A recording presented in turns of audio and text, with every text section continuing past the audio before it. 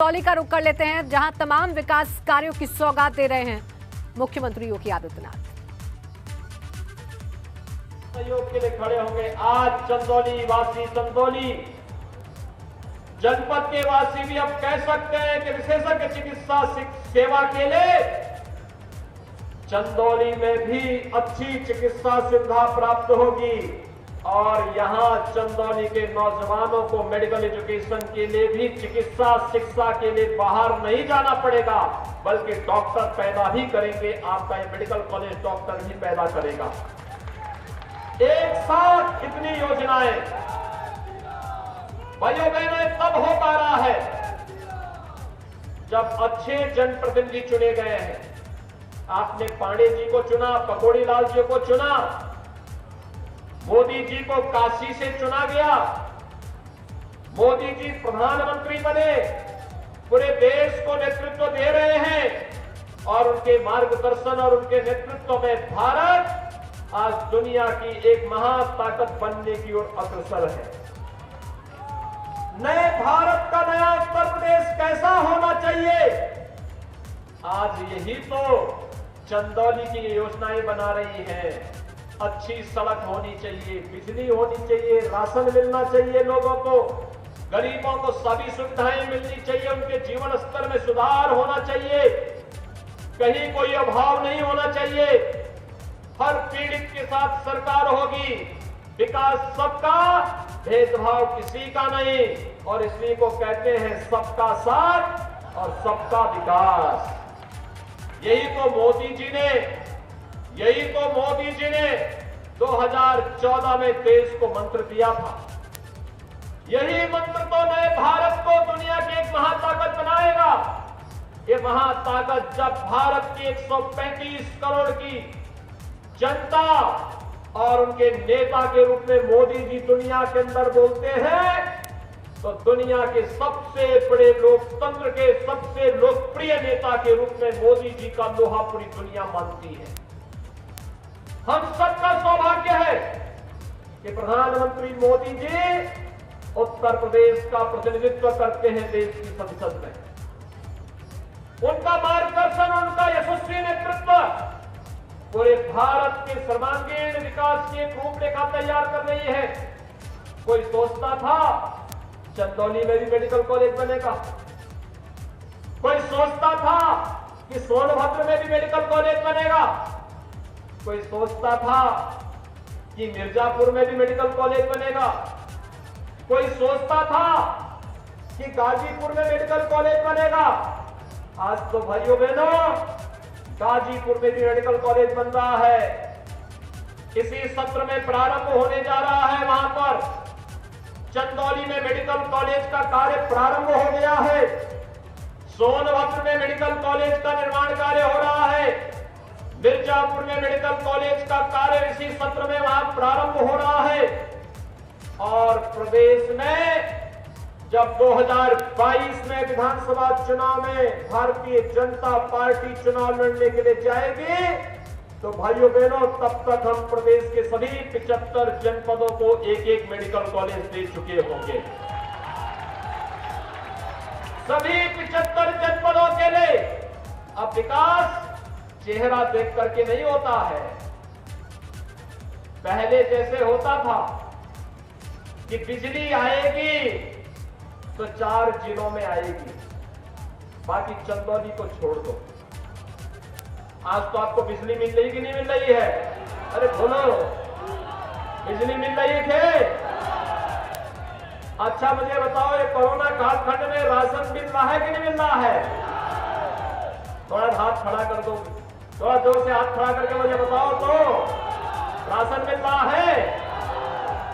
भाइयों बहनों ये राशन आज आपको मिल रहा है। 2017 से हम लोग राशन लगातार दे रहे हैं। ये राशन का पैसा मोदी जी 2017 के पहले भी देते थे, लेकिन भाइयों बहनों 2017 के पहले राशन का पैसा तो चंद लोग खा जाते थे। सत्ता में जो लोग बैठते थे राशन, गरीब का राशन खा जाते थे। केवल जाति के नाम पर समाज को बांटना, पर्वों और त्योहारों में दंगा करवा देना, बिजली से आम जनमानस को वंचित करवाना, विकास के कार्यों में बंदरबांट कर देना और आम जनमानस को कोई सुविधा न देकर के उसको उसके हाल में छोड़ देना, यही तो विपक्ष की पहली पहचान थी। लेकिन आज ऐसा नहीं हो पाएगा। आज तो सरकार ने तय किया है, हम प्रदेश के नौजवानों को नौकरी और रोजगार की गारंटी देंगे। 4.5 वर्ष में भाइयों बहनों 4.5 लाख नौजवानों को सरकारी नौकरी उत्तर प्रदेश में दी। 1 करोड़ 61 लाख नौजवानों को रोजगार की सुविधा से जोड़ा गया और 60 लाख नौजवानों को और उद्यमियों को परंपरागत स्वतः रोजगार के साथ जोड़ करके बैंकों के साथ जोड़ने का कार्य भी किया गया। आज कोई नौजवान के जीवन के साथ खिलवाड़ नहीं कर सकता। आज नौकरी निकलती है, मेरिट के आधार पर चंदौली का नौजवान भी नौकरी पाता है। पहले नौकरी की नीलामी होती थी, यही नौकरी बिकती थी। सपा बसपा के समय में यही तांडव होता था। लेकिन आज नौकरी पे कोई डकैती डालेगा तो उसको मालूम है कि अगर नीलाम करने का प्रयास करेगा तो उसके घर परिवार बिक जाएगा, लेकिन गरीब के साथ और नौजवान के साथ कोई खिलवाड़ नहीं कर पाएगा। पहले भाइयों बहनों यही गरीब का राशन ये सब खा जाते थे। आज मालूम है गरीब के राशन पर अगर कोई डकैती डालेगा तो उसकी जगह जेल होगी, जेल। गरीब के राशन पर कोई डकैती अब नहीं डाल सकता। अब तो हमने ई-पॉस मशीन भी हर कोटे की दुकान में लगा दी है। हमें मालूम हो जाता है अगर मशीन वहां से हटी नहीं, लखनऊ में वह अलर्ट होने लगता, वहां पे हमें पहले से वहां पर लाल बत्ती जलने लगती है, अलर्ट कर देता है वहां गड़बड़ी हो रही है और तत्काल कार्रवाई कर दी जाती है। तकनीक का उपयोग, पहले तो एक पूर्व प्रधानमंत्री जी को कहना पड़ा था गरीब के लिए 100 रुपया भेजते हैं, उस तक केवल 15 रुपया पहुंचता है। 85 रुपये कौन खा जाते थे। आज जो लोग आपके बीच में घड़ियाली आंसू बहाने का काम कर रहे हैं, यही लोग थे, ये वही लोग हैं। गरीब का अन्न खा जाते थे, विकास का पैसा खा जाते थे, युवाओं की नौकरी पे डकैती डालते थे, गरीबों के मिलने वाले मकान नहीं मिल पाते थे, शौचालय नहीं मिल पाते थे, बहन बेटियों को सड़क के किनारे जाना पड़ता था। लेकिन आज हर गरीब को एक शौचालय मोदी जी ने दिया, हर गरीब को प्रधानमंत्री आवास मोदी जी ने दिया, हर गरीब के घर में बिजली की रोशनी मोदी जी ने दी, हर गरीब के घर में उज्ज्वला योजना का रसोई गैस का सिलेंडर मोदी जी ने उपलब्ध करवाया है। और भाइयों बहनों, कोरोना कालखंड में आपने देखा होगा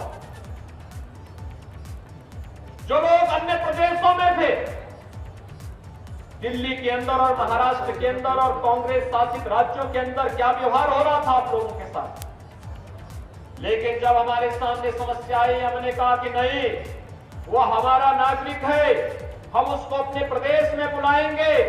और मोदी जी ने ट्रेन उपलब्ध कराई, हमने बसें उपलब्ध कराई, एक साथ अपने लोगों को उत्तर प्रदेश में लेकर के चले आए। हमने कहा बाध्यता समाप्त करो, हर एक का राशन कार्ड बनाओ, सबको राशन देने लग गए, सबको भोजन की व्यवस्था करने लग गए और सबको उनके घरों में ही ये सुविधाएं उपलब्ध करवानी शुरू कर दी गई। सरकार की नियत साफ होनी चाहिए और उस नियत के साथ, नेक नियत के साथ जब सरकार कार्य करती है तो भाइयों बहनों उसके सार्थक परिणाम सामने आते हैं। और आज जब चंदौली में मैं आया हूं, चंदौली तो वैसे भी बहुत महसूस धरती रही है। दानापुर और सैयद राजा के उन अमर बलिदानियों को कौन विस्मृत कर सकता है, जिन्होंने देश की आजादी के लिए अपना सर्वस्व न्यौछावर कर दिया था। और चंदौली तो अघोरेश्वर बाबा कीनाराम जी की पावन भूमि है, बाबा अवधूत राम जी की पावन भूमि है।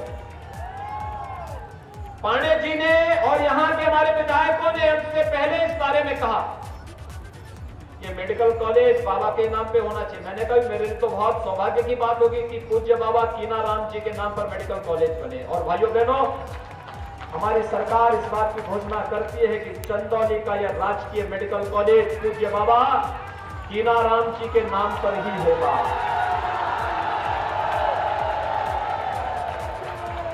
पूज्य बाबा कीनाराम जी की स्मृतियों को हम समर्पित करते हैं। उनकी कृपा इस जनपद में, इस क्षेत्र में बराबर बनी हुई है। उनकी कृपा बनी हुई है।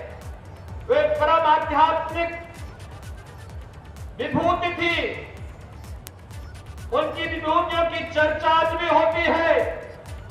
और इसलिए भाइयों बहनों, मैं गया था, दीन दुखियों, वंचितों, अति पिछड़ों के प्रति उनके मन में कितना अनुराग था। हर व्यक्ति ऐसा मानता था जैसे बाबा हमारे हैं। बाबा के प्रति अनुराग, उनके प्रति उनकी सिद्धियों ने न जाने कितने लोगों के जीवन में परिवर्तन ला दिया था। और आज भी जब बाबा कीनाराम जी का समारोह होता है, कितनी श्रद्धा के साथ लाखों की संख्या में हर गरीब, हर वंचित, हर तबके का व्यक्ति आकर के बाबा की समाधि में जाकर के प्रार्थना करता है, मन्नत मांगता है, पूजा करता है। और बाबा की वो कृपा आज भी सूक्ष्म रूप से निरंतर सबके ऊपर बनी हुई है। मैं धन्यवाद दूंगा डॉक्टर महेंद्र नाथ पांडे जी को, मैं धन्यवाद दूंगा सुशील सिंह जी को, मैं धन्यवाद दूंगा शारदा सिंह जी को, शारदा प्रसाद जी को, श्री पकौड़ी लाल जी को, जिन्होंने पूज्य बाबा की इस स्मृति को चंदौली में इस भव्य मेडिकल कॉलेज के निर्माण के लिए समर्पित किया है। और भाइयों बहनों, यह हम सबका सौभाग्य है। आज पृथ्वी विसर्जन का पावन दिवस भी है। अपने पूर्वजों के प्रति इससे बड़ी श्रद्धा का और भाव क्या हो सकता है? इससे बड़ी श्रद्धा, इससे बड़ा सम्मान दूसरा नहीं कि हम अपने पूर्वजों को इस रूप में स्मरण करके उनके प्रति अपनी श्रद्धा को व्यक्त कर रहे हैं। हम लोग हो सकता है मंच से पितरों को तर्पण न दे रहे हो, लेकिन ये नामकरण उन विभूतियों के प्रति तर्पण से कम नहीं, उनके प्रति श्रद्धा से कम नहीं। और वहां पर बाबा की एक आसन में बैठी हुई दिव्य प्रतिमा भी मेडिकल कॉलेज में लगेगी। खन्ना जी, इस बात को हमारे चिकित्सा शिक्षा मंत्री स्वयं इस बात को सुनिश्चित करेंगे। ये कार्य वहां पर होना चाहिए। बाबा जी के प्रति ये चीजें आनी चाहिए। भाइयों बहनों, ये दिव्य आध्यात्मिक विभूतियां हैं। ये भौतिक रूप से भले ही कहीं हो, लेकिन उनकी आध्यात्मिक कृपा हर देश, हर काल, हर परिस्थिति में सदैव चंदौली जनपद में बनी हुई। आज चंदौली जनपद की समृद्धि आदरणीय प्रधानमंत्री जी के मार्गदर्शन में, हमारे मंच पर उपस्थित जनप्रतिनिधियों के नेतृत्व में इन दिव्य विभूतियों की कृपा से ही आगे बढ़ रही है। और इसलिए इस अभियान को हम लोगों को तेजी के साथ आगे बढ़ाना है।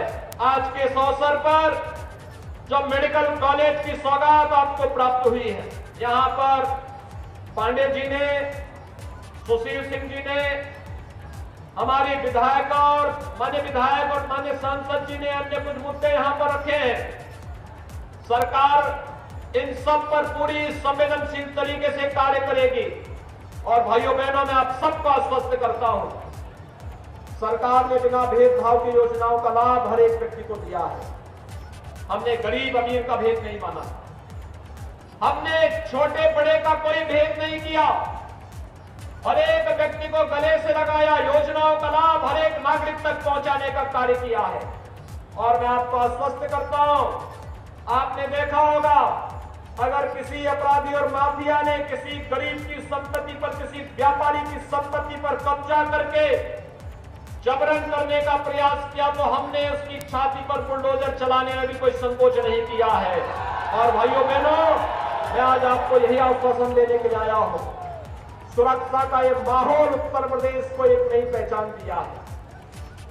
जीरो टॉलरेंस की नीति के तहत कार्य करने की सरकार की मंशा आपके जीवन में, आने वाली पीढ़ी के जीवन में व्यापक परिवर्तन का कारण बनेगी।